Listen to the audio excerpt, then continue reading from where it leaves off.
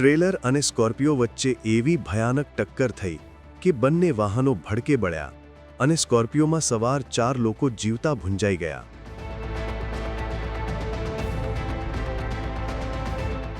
કાળજું કંપાવી દેતો આ અકસ્માત રાજસ્થાનના બાલોતરા પાસે બન્યો, જ્યાં સંડા ગામ નજીક મેગા હાઈવે પર ગઈકાલે બુધવારે મધરાતે પૂર ઝડપે આવી રહેલું એક ટ્રેલર અને સ્કોર્પિયો સામસામે ધડાકાભેર અથડાઈ.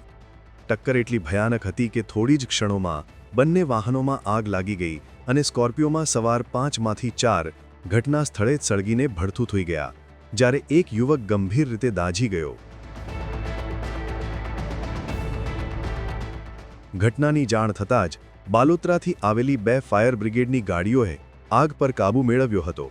પોલીસે ઘટના સ્થળે દોડી જઈ મૃતદેહોને સિંધરી CHCની મોર્ચરીમાં મોકલી આપ્યા, તો ઇજાગ્રસ્ત યુવકને સારવાર માટે ખસેડાયો હતો. અકસ્માતનું કારણ હજુ સુધી જાણી શકાયું નથી. એવી આશંકા છે કે વળાંક પર ઓવરટેક કરવાના કારણે આ અકસ્માત થયો હશે.